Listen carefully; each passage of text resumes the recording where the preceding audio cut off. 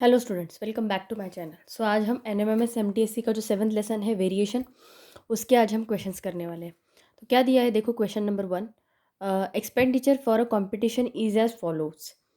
₹2000 fixed expenditure irrespective of the number of competitors. इसका ये line का मीनिंग क्या होता है कि मान लो अभी 5 लोग हैं, ओके। 5 लोगों को सपोज खर्चा, एक्सपेंडिचर मतलब खर्चा, उन लोगों को कितना उन्होंने स्पेंड किया पैसा, ओके। सो 5 लोगों को अगर सपोज 2000 रुपीज़ लग 3000 रुपीज़ लग गए, ओके। सो लोग चाहे कितने भी हो, मतलब 5 की जगह पे अगर 7 लोग भी हो जाए तो भी उनका बाय डिफ़ॉल्ट खर्चा कितने आने वाला है, 2000 ही आने वाला है। लोग चाहे आप कम कर दो, मतलब 3 लोग ले लो, बट फिर भी खर्चा कितने आने वाला है, 2000 ही आने वाला है। उन्होंने क्या बोला कि फिक्स्ड एक्सपेंडिचर है ये, मतलब लोग आप चाहे इंक्रीज करो चाहे डिक्रीज करो, इतना पैसा तो आपका खर्च होने ही वाला है। Fix, this is the fix expenditure irrespective of the number of competitors. मतलब चाहे जितने लोग हो, 2000 खर्चा तो बाय डिफॉल्ट आने ही वाला है, ओके। नाउ सेकंड क्या दिया, ₹X फॉर ईच कॉम्पिटिटर, मतलब हर एक कॉम्पिटिटर को कितना खर्चा आएगा, ₹X, ओके। ऐसी कंडीशन उन्होंने दी है। अभी उन्होंने क्या दिया है, देखो, when 35 competitor took part in a competition, the expenditure was ₹5500। अभी मान लो कोई कंपटीशन चल रही है कि सपोज साइकिल रेसिंग हो रही है या फिर बाइक रेसिंग हो रही है। सो बाइक रेसिंग के लिए ये मान लो कंपटीशन चल रही है, तो 35 लोगों ने क्या किया, उसमें पार्टिसिपेट किया। These are the competitor. तो बाइक रेसिंग के लिए भी कुछ खर्चा आएगा, है ना। कुछ स्पॉन्सर्स होंगे, कुछ पैसा देंगे या फिर कुछ होगे, तो उनका अगर वो कॉम्पिटिटर्स को हमें कहीं और स्टेट में लेके जाना है बाइक रेसिंग के लिए, तो उनका खर्चा उठाना पड़ेगा। ट्रैवल एक्सपेंसेस हो गए, बस से जाएंगे, रेलवे से जाएंगे, उनके खाने पीने का खर्चा होगा। सो ये सब टोटल खर्चा 35 कॉम्पिटिटर्स के लिए कितना बताया उन्होंने, 5500। If 70 competitor took part in the same competition then the expenditure would be rupees. तो उन्होंने क्या बोला, 35 कॉम्पिटिटर्स के लिए खर्चा कितना आ रहा है, 5500। तो उन्होंने क्या बोला, 70 कॉम्पिटिटर्स के लिए कितना आएगा, ओके। तो हम क्या करेंगे, सिंपली इनका क्रॉस मल्टीप्लिकेशन करेंगे, okay. So 70 into 5500 divided by, अभी यहाँ पे क्वेश्चन मार्क है तो ये डिवाइडेड बाय 35 चला जाएगा, ओके। ऐसा, अभी इसको हम वेरिएशन के हिसाब से भी कर सकते हैं, बट वेरिएशन के हिसाब से करेंगे तो x लेंगे, y लेंगे, x is directly proportional to y। मतलब क्या, 35 लोगों के लिए 5500 लगेगा, तो 70 लोगों के लिए थोड़ा सा ज़्यादा खर्चा आएगा, है ना। ऐसा, मतलब अगर कॉम्पिटिटर्स बढ़ रहे हैं तो खर्चा भी बढ़ेगा ना, ओके। बट 2000 रुपीज़ जो है वो फिक्स्ड अमाउंट है। आप चाहे कॉम्पिटिटर्स की नंबर बढ़ाओ या फिर डिक्रीज करो, 2000 तो आपको पे ही करना पड़ेगा, ऐसा क्वेश्चन में दिया है। तो वेरिएशन के हिसाब से लेके जाएंगे तो ये क्वेश्चन थोड़ा सा हमें टाइम लगेगा सॉल्व करने के लिए, बट एज एनएमएमएस या फिर एमटीएससी के लिए एमसीक्यूज होते हैं, हमें लिखना नहीं पड़ता कि एक्स लेंगे या वाई लेंगे, सो बेटर भी हम ये शॉर्ट ट्रिक से कर सकते हैं। तो 35 लोगों के लिए खर्चा कितना आया, 5500। तो 70 लोगों के लिए खर्चा कितना आएगा, तो मैंने सिंपली क्या कर लिया, इन लोगों का क्रॉस मल्टीप्लिकेशन कर लिया। जैसे मान लो 5 एक पेन की कीमत है ₹20, तो 4 पेन की कीमत कितनी होगी, हम 4 इंटू 20 करेंगे ना, 4 इंटू 20 कितने आएगी, 80 आएगी। एक पेन की कीमत अगर ₹20 है तो 4 पेन की कीमत कितनी आएगी, ₹80। हम इनका क्रॉस मल्टीप्लिकेशन करते हैं, राइट। वैसा ही 35 कंप्यूटर्स के लिए 5500 खर्चा लग रहा है, तो 70 के लिए कितना लगेगा। तो अभी 35 वन ज़ा 35, 35 टू ज़ा 70, तो इनका मल्टीप्लिकेशन करते, 5500 को अगर मैं 2 से मल्टीप्लाई करूँ, देखो तो कितना आएगा, 20 5 टू ज़ा 10, कैरी 1, 5 टू ज़ा 10 प्लस 1 11,000 खर्चा आ रहा है। बट अगर आपने एक बात सोची, उन्होंने ये चीज़ क्यों दी होगी फिर, 2000 fixed expenditure irrespective of the number of competitor, तो 2000 खर्चा तो वैसे भी आने वाला था, है ना। तो वो खर्चा हमें पकड़ना ही पड़ेगा, क्योंकि वो तो बाय डिफ़ॉल्ट पे हो रहा है, और 11,000 आ रहा है खर्चा, बट 2000 तो ऑलरेडी पे हो रहा है ना। सो टोटल खर्चा कितना आएगा, 9000। 11 माइनस 2 9000। हमारा आंसर क्या आ गया, ऑप्शन नंबर 1। देखो मैं क्या समझाने की कोशिश कर रही हूँ कि कॉम्पिटिटर्स चाहे कितने भी बड़े, 2000 तो बाय डिफ़ॉल्ट खर्चा आने वाला था। तो हमने क्या निकाला, 70 लोगों के लिए 11,000 खर्चा आ रहा था, बट 2000 तो ऑलरेडी पे हो रहा था ना, इसलिए मैंने 2000 को सब्ट्रैक्ट किया। तो हमारा आंसर क्या आ गया, option number 1 9,000। Okay, now we will see the next question. अभी नेक्स्ट क्वेश्चन देखो क्या दिया है, observe the following table and determine which of the following statement is true. Okay, देखो हमें पता करना है कि इन दोनों के बीच में डायरेक्ट रिलेशन है या इन्वर्स रिलेशन है, या फिर उन दोनों के बीच में कोई भी रिलेशन नहीं है, या फिर वो सेम प्रपोर्शन में है या नहीं, हमें वो भी चेक करना है। तो सबसे पहले देखो, हमें डायरेक्ट वेरिएशन में क्या होता है, x अपॉन वाई का जो रेशो होता है वो कांस्टेंट आता है, मतलब सेम आता है। अगर यहाँ पे 1/2 आया रेशो, तो यहाँ पे भी 1/2 आएगा, यहाँ पे भी 1/2 आएगा। तो अगर x अपॉन वाई का रेशो अगर कांस्टेंट आया, सेम आया हर जगह पे, कांस्टेंट का मीनिंग क्या, हर जगह पे सेम आया, मतलब 1/2 1/2 और 1/2, मतलब x डिवाइडेड बाय अगर y मैंने किया तो रेशो सेम ही आएगा। बट ये हो गया डायरेक्ट प्रोपोर्शन के लिए। ओके, तो इन्वर्स प्रोपोर्शन के लिए कैसे होगा, देखो x मल्टीप्लाइड बाय y, दोनों का मल्टीप्लिकेशन सेम आएगा, मतलब x और y का मल्टीप्लिकेशन अगर सपोज अगर 20 आ रहा है, तो इन दोनों का मल्टीप्लिकेशन भी 20 आना चाहिए, इन दोनों का मल्टीप्लिकेशन भी 20 आना चाहिए, और इन दोनों का मल्टीप्लिकेशन भी 20 आना चाहिए। मतलब ये जो मल्टीप्लिकेशन है इन्वर्स वेरिएशन में वो सेम आना चाहिए, या फिर डायरेक्ट वेरिएशन, या फिर इन दोनों के बीच में कोई भी रिलेशन नहीं, ऐसा भी हो सकता है। तो देखो अभी x अपॉन वाई का अगर हम रेशो लेंगे, मैं ऊपर लिखती हूँ इसको। ओके, देखो x अपॉन वाई, पहले x की वैल्यू क्या दी है, 1.2 दी है, नीचे क्या दी है, 0.05। ओके, तो इसको हम कैसे करेंगे, देखो 1.2 को मैं कैसे लिख सकती हूँ, 12 डिवाइडेड बाई 10, और 0.05 को मैं कैसे लिखती हूँ, 5 डिवाइडेड बाई 100, है ना। ये हमने डेसिमल में मतलब आपको पता ही होगा कि अगर नीचे 2 जीरो रहे तो पॉइंट इधर जाता है, अगर 1 जीरो रहा तो एक डिजिट छोड़ के पॉइंट आता है ना। तो ये क्या हो जाएगा, 12/10 मल्टीप्लाइड बाय 100/5, ये ऊपर जाके उल्टा हो जाएगा, है ना। तो ये क्या हो जाएगा, 0 0 कैंसिल, 5 1 ज़ा 5, 5 2 ज़ा 10, 12 2 ज़ा 24। ये पहले रेशो मतलब ये वाला जो था इसका आंसर आ गया 24। अभी x अपॉन वाई देखो 0.6 और 0.1 पॉइंट सेम डिजिट छोड़ के, इसलिए हम इसको कैंसिल कर सकते हैं। तो ये क्या आ गया 6। अभी हमें दूसरे इसमें ही पता चल रहा है, पहले x अपॉन वाई का रेशो का आंसर आ गया 24, और दूसरे x अपॉन वाई रेशो का आंसर आ गया 6। मतलब यहाँ पे डायरेक्ट वेरिएशन है क्या, नहीं। तो अब हम क्या करेंगे, इन्वर्स वेरिएशन चेक करेंगे, मतलब x और y का मल्टीप्लिकेशन सेम आना चाहिए। अभी देखो 1.2 इंटू 0.0.5, मतलब इन दोनों का मल्टीप्लिकेशन। इन्वर्स वेरिएशन में क्या होता है, मल्टीप्लिकेशन होता है ना, x और y का रेशो कांस्टेंट होता है।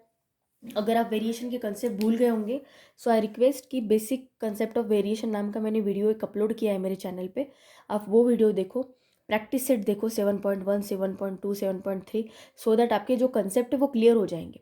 अभी यहाँ पे कंसेप्ट हम डिटेल में एक्सप्लेन नहीं कर सकते क्योंकि हमारे पास इतना टाइम नहीं है। सो बेटर वे आप कंसेप्ट पूरे रिवाइज करो, 7.1 2 3 पूरे एक्सरसाइज देखो, और फिर ये वीडियो देखो अगर आपको समझ में नहीं आ रहा है तो, इन दैट केस। ओके, अभी देखो सिंपली क्या करना है पता है, मल्टीप्लिकेशन में सिंपली 12 इंटू 5 का मल्टीप्लिकेशन कर लो, कितना आ रहा है, 60 आ रहा है, इतना आ गया। अभी हमें क्या करना है, 1 2 3, 3 डिजिट छोड़ के पॉइंट देना है। देखो 1 2, पॉइंट के बाद कितने डिजिट है, 1 2, और पॉइंट के बाद यहाँ पे डिजिट कितने हैं, 1। तो 1 2 और ये हो गया तीसरा, तो 1 2 और 3, 3 डिजिट छोड़ के हम पॉइंट देंगे। तो पहले एक्स वाई का रेशो क्या आ गया, 0.06। ओके, ये हो गया पहले एक्स वाई का रेशो। अभी दूसरे एक्स वाई का देखते, 0.6 इंटू 0.1, सिंपली 6 इंटू 1 कर दो, कितना आ रहा है 6। और पॉइंट कितने डिजिट छोड़ के देना है हमें, यहाँ पे देखो एक डिजिट है और यहाँ पे पॉइंट के बाद एक डिजिट है, तो टोटल डिजिट कितने हो गए, 2। सो एक यहाँ पे 2 और ये 0, सो एक्स वाई का रेशो क्या आ गया, 0.06। या फिर आप मैनुअल मल्टीप्लिकेशन भी कर सकते हो, 0.6 इंटू 0.1, 6 1 6, ये 0, ऐसा ये बहुत टाइम लगेगा, इसलिए मैं शॉर्ट वे में आपको बता रही हूँ। आपको नहीं समझता, ऐसा डायरेक्टली करने नहीं आता, तो आप इन दोनों का मल्टीप्लिकेशन कर लो, इन दोनों का मल्टीप्लिकेशन कर लो, और फिर पॉइंट देखो कैसे देने हैं। तो देखो यहाँ पे पहला रेशो 0.06 आ गया, दूसरा रेशो 0.06 आ गया, तो इसका मतलब ये नहीं कि तीसरा रेशो भी वही आएगा, हमें अज्यूम नहीं करना है, हमें सॉल्व करके देखना है। अभी तीसरा रेशो देखो एक्स वाई, क्या दिया है 0.4 इंटू 0.15। तो सिंपली आप क्या कर लो 15 4 जा 60 लिख लो। और डिजिट कितने छोड़ के देखो 1 2 3, 3 डिजिट छोड़ के हमें पॉइंट देना है 1 2 3 0.06। देखो यहाँ पे भी 0.06 आया, ये जीरो को कोई ये नहीं होता, यहाँ पे भी 0.06 आया और यहाँ पे भी 0.06 आया। मतलब यहाँ पे वेरिएशन कौन सा हो रहा था, inverse. So x varies inversely as y, क्योंकि एक्स और वाई का मल्टीप्लिकेशन का जो कांस्टेंट था वो कांस्टेंट आ रहा था एक्स और वाई का। सो इन दोनों के बीच में अभी ये वाले पर्टिकुलर क्वेश्चन के लिए कौन सा वेरिएशन है, inverse variation. So x varies inversely as y. So आपको चेक करना पड़ेगा कि वेदर इन दोनों का मल्टीप्लिकेशन कांस्टेंट आ रहा है हर जगह पे, या फिर एक्स अपॉन वाई का रेशो कांस्टेंट आ रहा है। अगर रेशो कांस्टेंट आया तो वो डायरेक्ट वेरिएशन है, मल्टीप्लिकेशन दोनों का कांस्टेंट आया तो वो इन्वर्स वेरिएशन है। और अगर दोनों भी नहीं आ रहा है तो इन दोनों के बीच में कोई भी रिलेशन नहीं है, कोई भी वेरिएशन नहीं है। Okay, now we will see the next question. Third question जो दिया है वो सेम टाइप का ही है। ओके, देखो अगर सेकंड क्वेश्चन आपको नहीं समझ में आया होगा तो थर्ड क्वेश्चन आपको समझ में आ जाएगा। तो मैंने क्या बोला, एक्स अपॉन वाई का रेशो अगर सेम होगा तो वहाँ पे वेरिएशन कौन सा होगा, डायरेक्ट।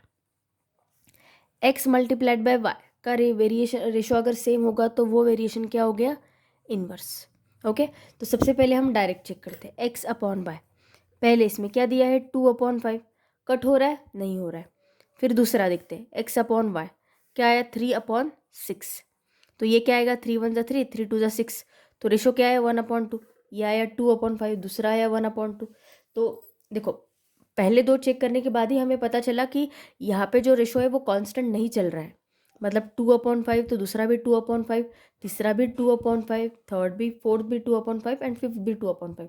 बट ऐसा आ रहा है क्या, देखो दूसरे इसमें क्या आएगा 1/2, तीसरे इसमें रेशो क्या आएगा 4/7, चौथे इसमें क्या आएगा, देखो तीसरे इसमें आएगा 4/7, चौथे इसमें क्या आएगा 6/9। तो वो 3 2 6, 3 3 9, 2/3।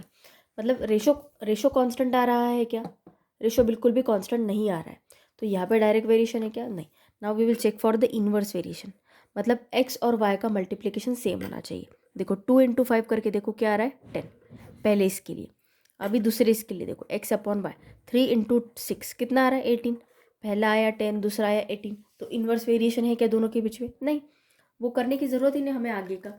देखो 7 4 जा यहाँ पे 28 आएगा, 9 6 जा 54 आएगा, 10 13 जा 130 आएगा।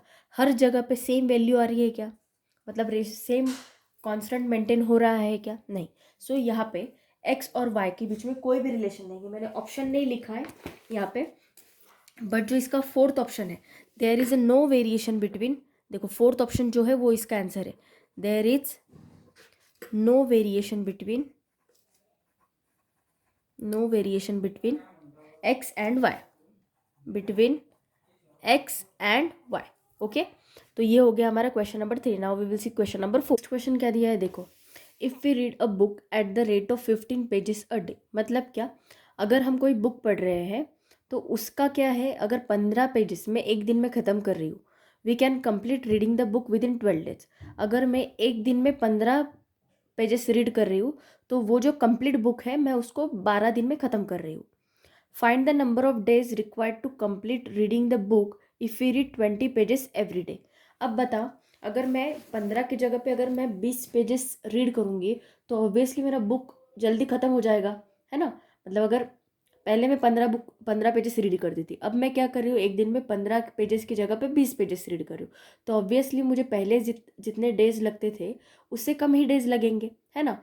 तो अगर आप एक चीज़ नोटिस करो तो एक क्वांटिटी बढ़ रही है तो दूसरी क्वांटिटी कम हो रही है ना।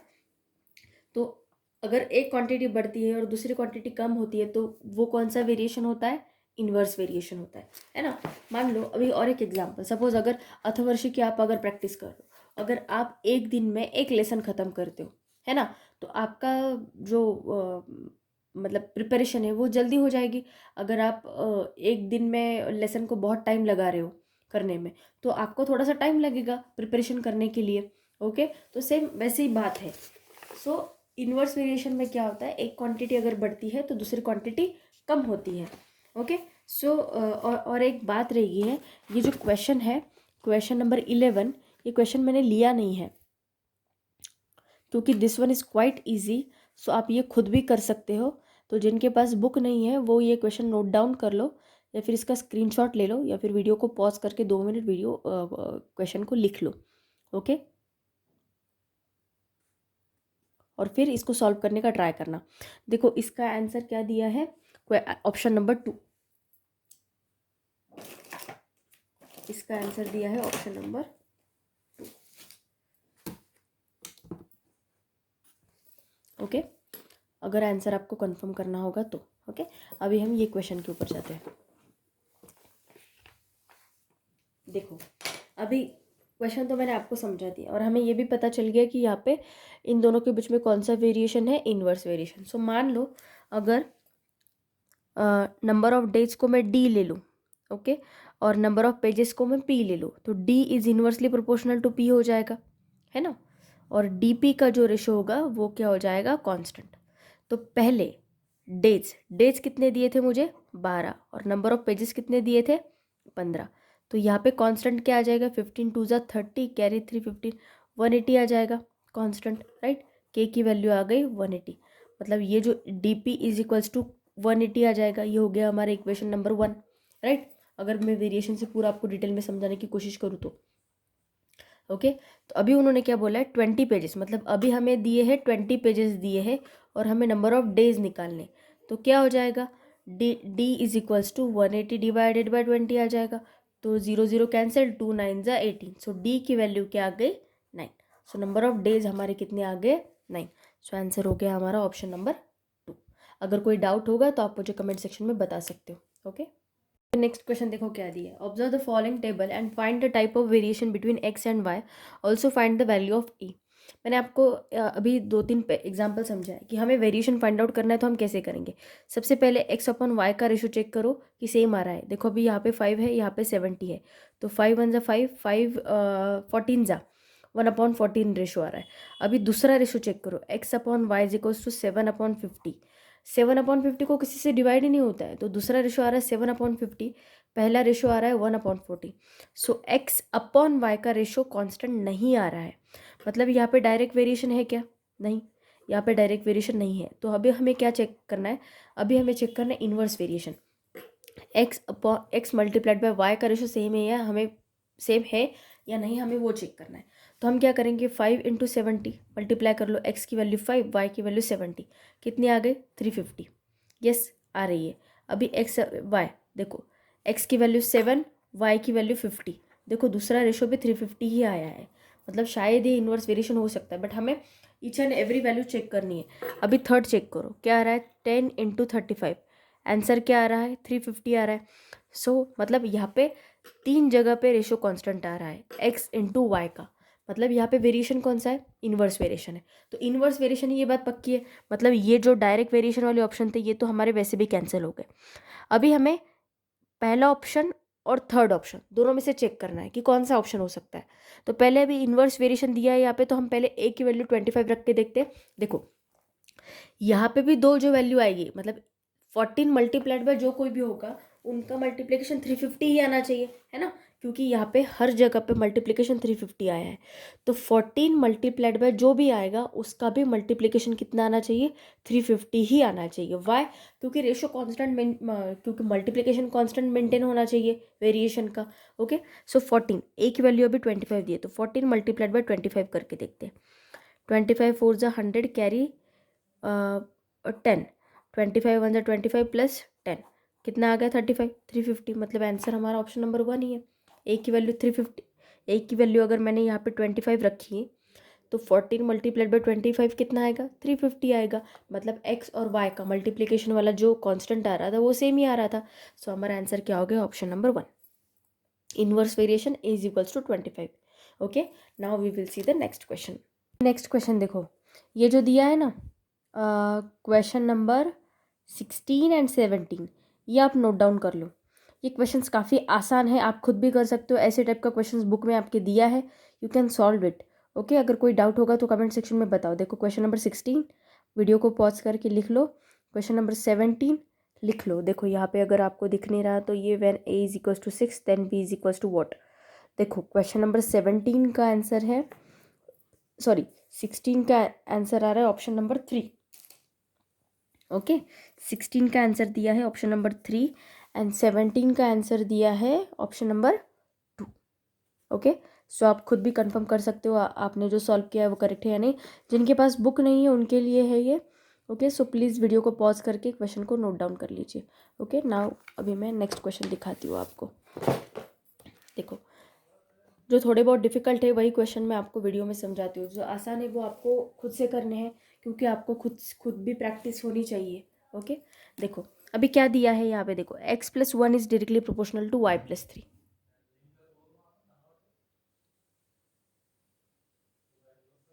ओके, देखो क्या दिया है, अभी क्या दिया है, x+1 is directly proportional to y+3।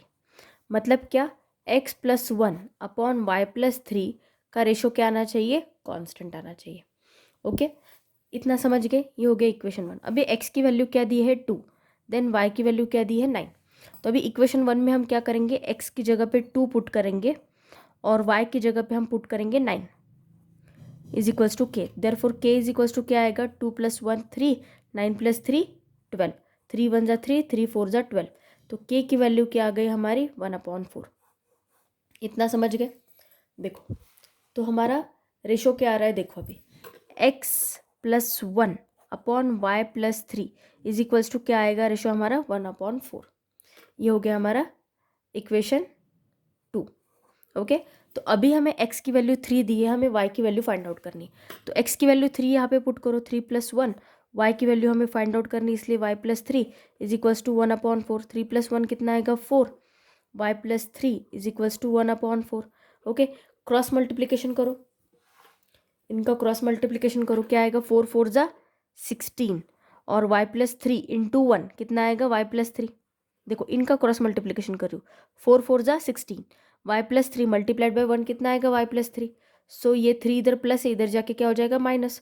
So y is equals to 16 - 3, so y is equals to क्या आ गया 13।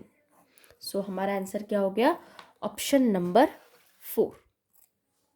ओके, कोई डाउट होगा तो कमेंट सेक्शन में बता सकते हो। Now we will see the next question. ये नेक्स्ट क्वेश्चन क्या दिया है, देखो a varies directly as b and a varies inversely as c. When a is equals to 4, then b is equals to 6 and c is equals to 48. Find the value of a and c when b is equals to 9. मतलब क्या दिया है इन्होंने, a का relation b के साथ directly proportional है, तो क्या हो जाएगा a upon b is equals to constant आ जाएगा। ये हमने पढ़ा है राइट। तो अभी उन्होंने क्या दिया है, और a is inversely proportional to c दिया है, मतलब a मल्टीप्लाइड बाय c का रेशो क्या आना चाहिए, कांस्टेंट आना चाहिए। इतना समझ गए, ऐसा दिया उन्होंने। तो अभी a की वैल्यू क्या दी है उन्होंने, when a is equals to 4। देखो अभी हमें कांस्टेंट की वैल्यू निकालनी है, when a is equals to 4 and b is equals to 6, तो क्या आएगा, देखो कांस्टेंट यहाँ पे ये रेशो क्या आएगा a अपॉन b का। a की जगह पे मैंने 4 रखा, b की जगह पे 6 रखा, तो 2 2 ज़ा 4, 2 3 ज़ा 6, मतलब a अपॉन b, ये जो कांस्टेंट की वैल्यू आई ये क्या आई 2/3 आई, है ना। a की जगह पे अगर 2 रखा और b की जगह पे अगर a की जगह पे अगर 4 रखा और b की जगह पे 6 लिखा, तो ये रिड्यूस करके 2/3 आया, तो a अपॉन b की वैल्यू क्या आ गई हमारी 2/3। सो a की वैल्यू इसमें से क्या आ गई, क्रॉस मल्टीप्लिकेशन करके देखो, a इज इक्वल्स टू क्या हो जाएगा, देखो इनका क्रॉस कर लो ऐसा, तो ये क्या आ जाएगा a multiplied by 3 is equals to 2 multiplied by b। So a की वैल्यू क्या आ जाएगी 2 multiplied by b upon 3। a की वैल्यू देखो, ये जो वैल्यू निकाल रही हूँ ना मैं, ये बहुत इंपॉर्टेंट है।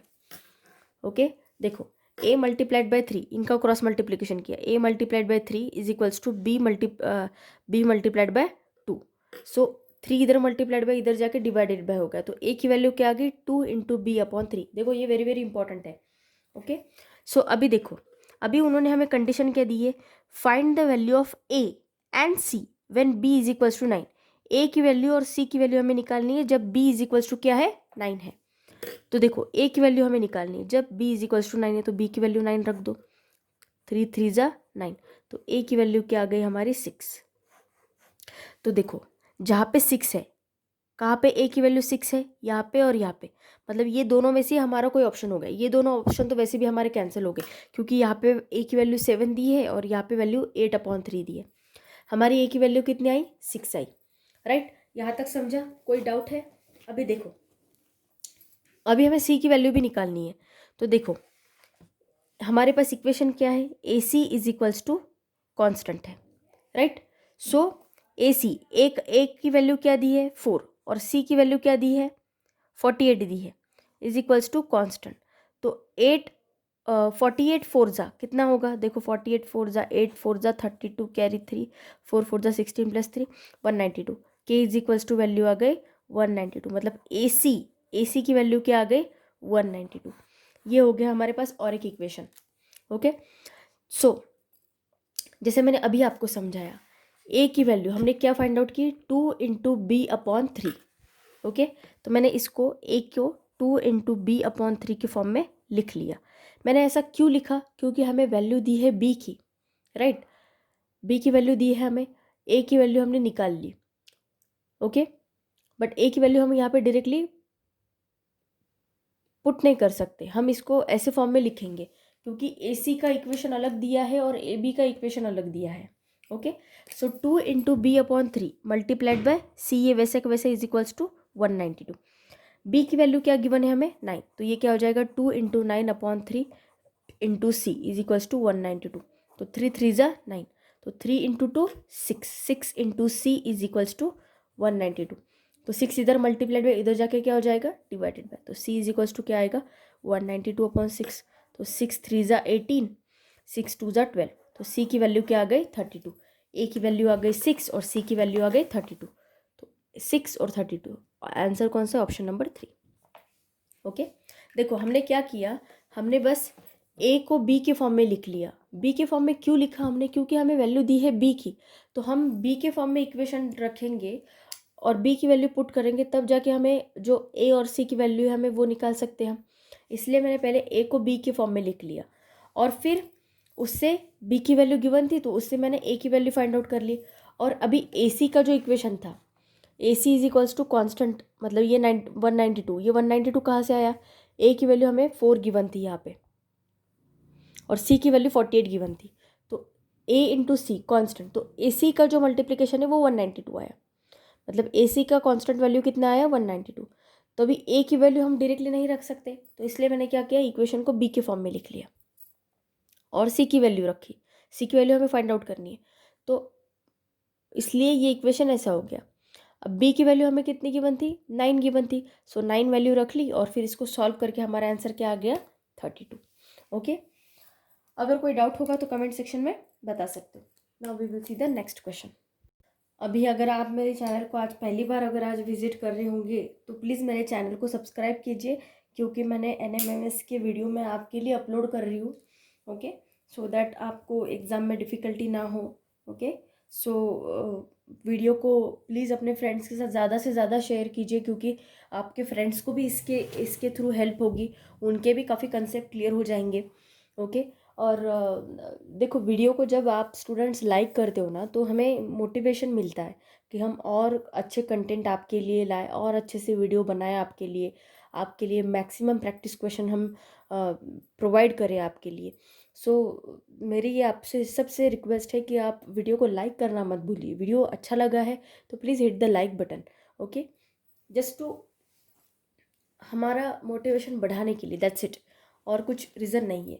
ओके, और चैनल पे अगर आप आज पहली बार आ रहे हैं तो प्लीज़ चैनल को ज़रूर सब्सक्राइब कीजिएगा। Okay, now we will start the question. देखो अभी नेक्स्ट क्वेश्चन क्या दिया है, a car takes 2 hours to cover a distance of 144 kilometre with the same speed, how much distance will it cover in 1.5 hour। तो उन्होंने अभी क्या बोला है कि एक कार क्या करती है, 144 किलोमीटर का जो डिस्टेंस होता है वो बस 2 घंटे में कवर करती है। बट अगर कार को अभी सेम स्पीड से डिस्टेंस कवर करना है कितने टाइम में, 1.5 hour में, मतलब अभी उसको 1.5 घंटे में ही डिस्टेंस कवर करना है, पहले उसको 2 घंटे में कवर करना था, अभी उसको 1.5 घंटे में वो डिस्टेंस कवर करना है, तो वो 1.5 घंटे में कितना डिस्टेंस कवर करेगी, ऐसा क्वेश्चन उन्होंने पूछा है। ओके, तो देखो अभी डिस्टेंस का फॉर्मूला क्या होता है, distance is equals to speed upon speed into time. तो उन्होंने क्या बोला है, स्पीड तो सेम दी है, ओके, मतलब स्पीड जो है वो कांस्टेंट है, तो डी अपॉन टी का रेशो क्या दिया है हमें, कांस्टेंट, क्योंकि स्पीड हमें सेम दी है, राइट। तो ये डी अपॉन टी जब रेशो ऐसा आ रहा है तो यहाँ पे वेरिएशन कौन सा हो गया, डायरेक्ट वेरिएशन हो गया। ओके ओके, सो देखो अभी पहले हमें टाइम कितना दिया था, देखो पहले डिस्टेंस की वैल्यू हमें कितनी दी थी 144 किलोमीटर, और टाइम कितना दिया था 2। ओके, तो उसने